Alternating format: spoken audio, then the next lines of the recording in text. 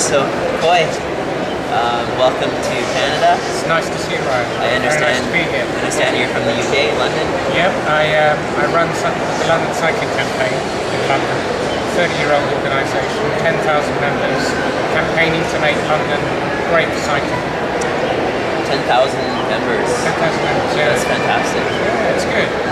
So you're here in Toronto for their bike summit? There was a bike summit held a couple of days ago.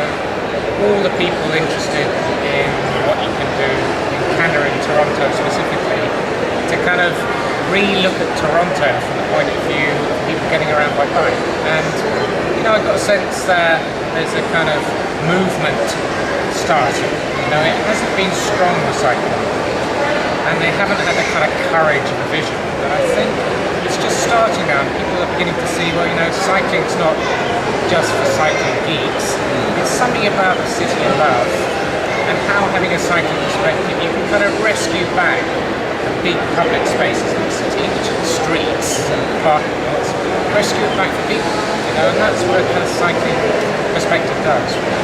And you mentioned you were up in the CN Tower, yeah, looking down at the city and some of the streets, and you were saying how there's a lot of space. This is a city that was designed around the automobile, and perhaps that's not good, but it is good in a way in that there is space there to expand and to add cycling lanes. I agree. I think the thing, right, I'm kind of trying to get people to think about is they don't look at the street as a public space. You assume it's for kind of cars and motorised traffic, and that's all. You don't question that you've got to have two lanes of kind of cars parked on each side.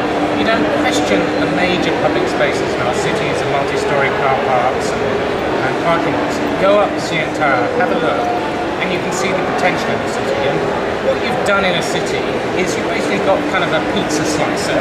You sliced it up north, south, east, west, and what it does is it kind of separates communities. And an urban centre is supposed to be a social place.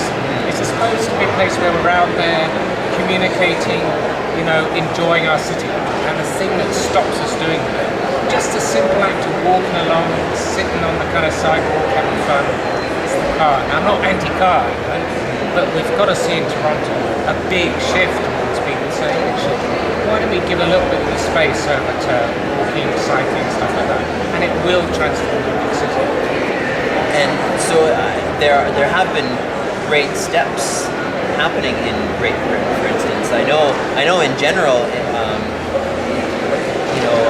London is definitely pretty forward in that way. I know.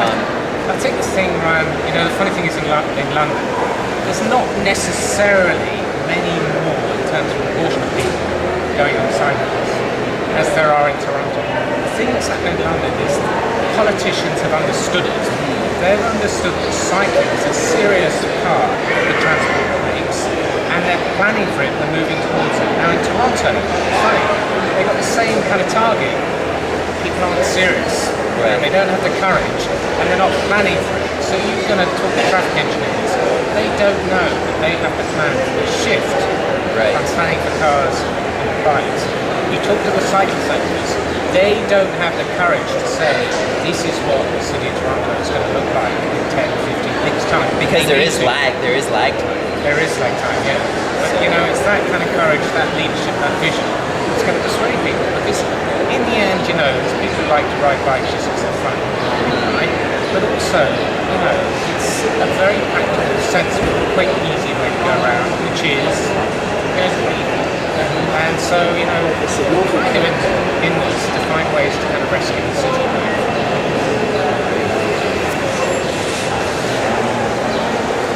Mention the website of your foundation. Yeah, it's the London Cycling Campaign. It's www.lcc.uk, and you can find out all about us from that. Cool. And we haven't yet got into kind of supporting kind of urban riding like you might do, but that's another classic thing is, why don't you have that? Why is it such a struggle to create facilities in cities for people to do either BMXing, trials? There's plenty of places I've been around Toronto where you can fit really nice dirt jumps with a kind of North Shore, stuff like that. We have this big problem trying to get young people on bikes, trying to get young people away from just hanging around the street corners. Get on a bike and do this stuff, and it has a really positive effect on them. And I think the city's It's kind of like you mentioned about community, the act of riding your bike, say, to the store, and you see different small retail shops, you meet people, you stop and you breathe the air, and you develop this new bond with the world. It's very social. And bike parks, you know, that can definitely be an integral part of that, you know, and ideally if the kids don't have to get their parents to drive them to the nearest bike park, then even better, you know. So, I mean, it's funny that thing you say about you're more connected with the city when you're on a bike. You are actually. It's funny, you know, your profession, like being in trials riding, you know, the kind of whole skateboard revolution, the kind of trials riding, reinterpret the city landscape. You know, you look at the city in an entirely different way. You look at that kind of piece of sidewalk, you look at those steps, you look at those railings, and that's what excites me actually about that whole scene as well. It's a revolution in the way you look at the city. It's not a horrible place that you have to pass through as quick as possible to get from the office to home and home office.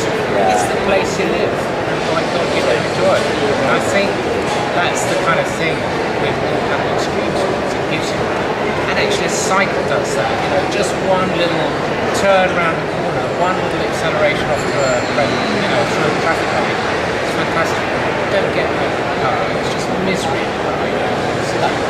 So, you know, hopefully people are going to reconnect this way, and hopefully it's going to overflow into kind of people trying out other kind of stuff. You know, I see it as the kind of next wave, a kind of new revolution, a kind of way to rescue the city. And I think actually the cycling revolution of the city will be a fantastic boost for green activism.